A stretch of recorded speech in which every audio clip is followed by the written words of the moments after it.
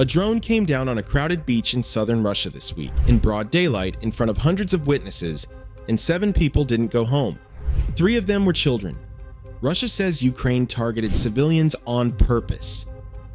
Ukraine says Russia's own air defense did this to its own people. Neither claim has been fully proven, and that gap matters, not as a technicality, but because it's the difference between 2 very different stories about how 7 people ended up dead on the sand. Today's video covers 2 connected stories, a genuine tragedy on a Russian beach this week, and the broader crisis in Russian air defense that may have set the conditions for it. We'll be careful here about what's confirmed and what isn't, because this is exactly the kind of story where that distinction matters most, where getting it wrong in either direction does real harm to how people understand what happened to the families involved. Welcome back. Let's start with what actually happened. On Monday, in the village of Archipo-Osipovka, part of the Gelendzhik resort area on Russia's Black Sea coast, an aircraft came down onto a beach packed with holidaymakers. Russian officials confirmed 7 dead, including 3 children and 58 injured according to figures reported by CNN, NBC News, and Kyiv Post. The area sits roughly 22 kilometers from a large private compound on the coast, widely referred to as Putin's residence. A real detail, though the distance is worth stating plainly, rather than implying the beach itself was inside its grounds. Gelendzhik is, under ordinary circumstances, one of the most popular domestic tourist destinations in southern Russia, the kind of place families choose specifically because it has always felt far removed from anything resembling a front line. Here's the part that isn't settled. Russian officials, including the regional governor, describe the deaths as resulting from falling drone debris, without stating clearly whether that drone was intercepted by Russian air defense or simply crashed on its own. CNN's own review of verified video from the scene found something specific: automatic gunfire from at least 3 separate weapons audible in the seconds before the explosion. That doesn't prove Russian air defense brought the drone down over the beach, but it's a real piece of evidence pointing in that direction. And it's the reason this isn't simply a case of Ukraine struck a beach. It's also worth noting what Russian officials did not do. They did not release the kind of radar tracking or intercept confirmation that would settle the question definitively, even though such systems generally log exactly this information as a matter of routine. Russia's government has accused Ukraine of deliberately targeting civilians, which would be a war crime if proven true. Ukraine has not denied that the drone involved was Ukrainian, but has firmly rejected the claim that it was aimed at civilians. Andriy Kovalenko, head of Ukraine's Center for Countering Disinformation, said plainly afterward that Russian air defense shot the drone down onto people lying on the beach, and that Putin himself bears responsibility for the deaths. That's a serious accusation too, and like Russia's, it hasn't been independently confirmed to a courtroom standard.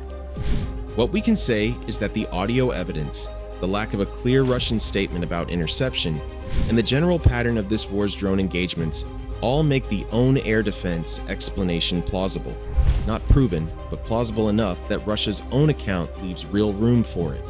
Both governments have every incentive here to tell the version that serves them, which is exactly why the actual evidence, thin as it currently is, deserves more weight than either side's framing. Now here's the wider context this incident sits inside, because it didn't happen in isolation.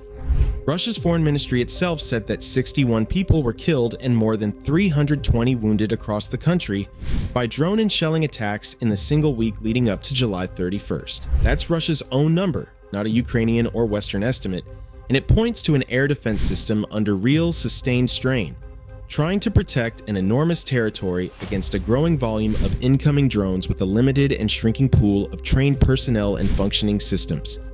A single ministry statement conceding a toll that high in a country whose state media generally minimizes reporting on domestic strike damage is itself worth noting as a data point independent of anything Ukraine or Western outlets have claimed. That strain is reportedly producing a specific response worth examining carefully, even though I can't independently confirm every detail of it. Regional authorities in Krasnodar have reportedly begun recruiting factory and enterprise employees into so-called mobile fire groups, tasked with defending local infrastructure from drones, offered contracts with the defense ministry and a reported payment around 50,000 rubles. If accurate, that arrangement carries a specific structural risk regardless of what regional officials promise verbally. once someone signs a defense ministry contract, they fall under military authority, whatever assurances they were given about staying out of combat zones. And the core problem isn't really about paperwork. Mobile air defense is not something you hand a rifle or a heavy machine gun to an untrained civilian and expect to work. It requires selection, coordination, and real weapons training, without which the realistic outcomes are wasted ammunition, fire directed into populated areas, or exactly the kind of tragedy that may have happened at Gelendzhik. A factory worker who signed up expecting to guard a warehouse rooftop is a very different proposition from a trained air defense operator making split-second decisions about where a falling aircraft is going to land. There's a grim symmetry worth naming plainly. If untrained or undertrained personnel were involved in bringing that drone down, the priority they were apparently following wasn't protecting the people on the beach below. Reports describe the position as tasked with shielding a nearby high-value site associated with Russia's leadership, not the general public. Whether or not every detail of that account holds up, the broader pattern it describes, protection prioritized for state and regime-linked sites over ordinary civilian areas, is consistent with what's publicly known about how Russia has allocated scarce, functioning air defense assets throughout this war. Layered air defense around a small number of high-value sites, thinning coverage everywhere else, is a rational allocation of scarce resources from the perspective of protecting leadership. But it also means that when something does go wrong at one of those sites, the people put at risk by that decision are rarely the ones the system was actually built to protect. None of this settles the central legal and moral question of who bears responsibility for 7 deaths on that beach, and it shouldn't be treated as settled by either side's version alone. Russia's claim of deliberate targeting and Ukraine's claim of a Russian-owned goal are both serious accusations resting on incomplete public evidence. What is documented and worth taking seriously regardless of how the beach incident itself is eventually resolved is that Russia's air defense system is stretched thin enough to be filling gaps with recruits who may not be equipped for the job. In a war where the margin for error with heavy weapons and incoming aircraft is measured in human lives on the ground below. An investigation with access to radar logs and intercept data could resolve the central question in days. So far, neither government has chosen to make that data public. 7 people didn't come home from a beach in southern Russia this week. Both governments involved have told a version of why, and neither version has been proven to the standard this moment actually deserves.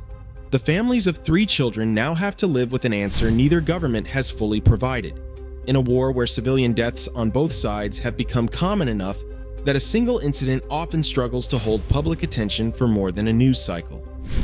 When an air defense system is stretched this thin and the training gap this wide, how many more of these disputed tragedies happen before anyone outside the 2 governments arguing over blame gets to know, with real certainty, what actually happened?